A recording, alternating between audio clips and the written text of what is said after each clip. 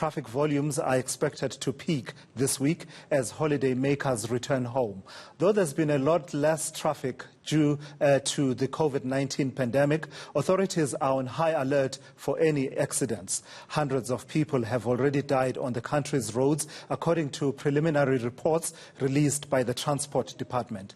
Let me take you to eNCA's Lindokuhle Xulu, who is standing by just in front of the Grasmere Toll Plaza, as well as eNCA's Ronald Masinda, who is along the N2 in the Western Cape. Gentlemen, thank you. Let me start with you, Lindokuhle. What are you seeing from that side where you are? This is on the N1 highway, which is a key corridor to provinces such as the Free State, the Eastern Cape, but also all the way to the Western Cape.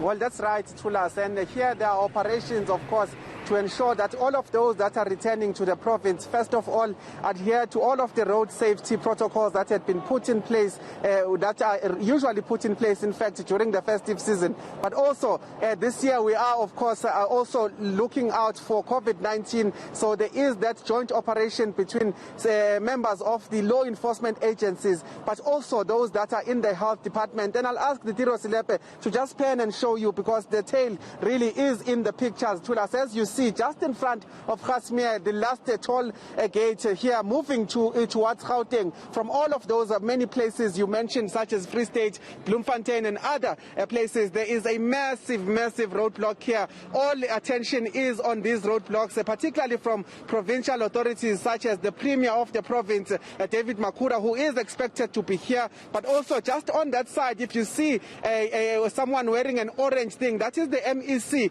of Community Safety, Faith Mazibuko. So earlier on we were with the MEC of Transport, Jacob Mamabulo, on another one of these similar roadblocks. But at this particular point, they are checking everyone, ensuring that those particular two concerns, which is road safety as well as COVID-19, are being in fact looked quite closely, and that all of the regulations surrounding all of these are being adhered to us. But at this stage, the Premier of the province, who is expected to come and join all of these men in blue and other law enforcement authorities, is expected to arrive at around 12. So any time from now, we're expecting him to come and also be part of this particular operation, which is to ensure that safety is the number one concern here. Yeah, certainly looking like a province bracing itself for the return of many people who had made their way to other provinces is the province of Gauteng, and of course bracing itself for the possibility that that may have an impact in terms of the numbers and as far as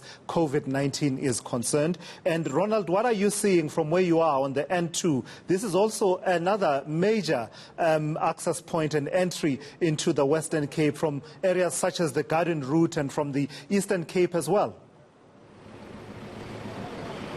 Yes, indeed, Tulas. Well, it has been a relatively quiet morning here in the Western Cape. Earlier on, of course, we were on the N1, where we only saw several taxis arriving, long-distance taxis coming from areas such as the Eastern Cape. But similar thing happening here on the N2. During this time of the year, we also usually see a lot of tourism vehicles transporting people to areas such as Hermanus, which is not too far from here, a holiday destination, but that hasn't certainly been the case. And it is a far cry to us, because in 2019 and 2020, it was estimated that there were around 5.4 million vehicles in the Western Cape alone. And in the previous year, it was around 4.9 million vehicles in the Western Cape. And the Western Cape only has 2 million vehicles that are registered. So it just tells you about what the festive season means for the people of the Western Cape. But this year has really been a dampener for many people, given that beaches are now closed. And of course, liquor outlets are also closed, which means a lot of the fun activities, especially around tourism, has really got a lot of people to stay away from the Western Cape. Many people also saying that they are going nowhere, given the spread of the virus. Many people who I've spoken to earlier on from the Eastern Cape saying that they'll rather not go to the Eastern Cape this year, given that the province, like the Western Cape, is also heavily affected by the COVID-19 pandemic. Also spoke to Boyinkosi Matikizela, the province's MEC for Transport and Public Works, and he believes that at least what has happened with some of the calls made by the President to halt alcohol sales. It means that a lot of the accidents that we've seen in the past in the Western Cape have been on the decline. The only recent accident that we heard of was near the Karoo, where 8 people sadly lost their lives.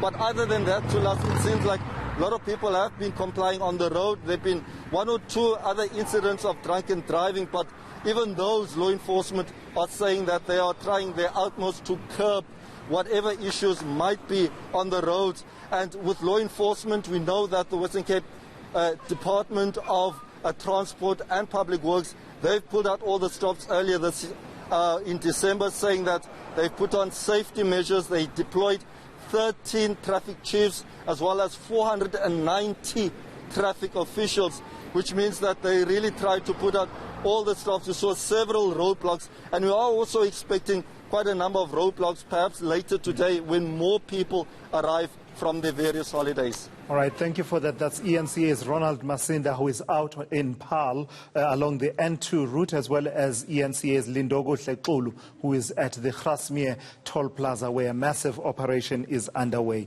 And I can tell you anecdotally that I get the sense that not many people, particularly here in Gauteng, it wasn't the same, right? I mean, I'm from seeing the number of cars that remained in Gauteng, the sort of little traffic jams, as it were, during the festive season, something you hardly ever see in normal years. It does seem to me that a number of people decided that actually, let's stay put, which perhaps was a sensible decision, and hopefully you stayed safe if you did travel to other parts of the country.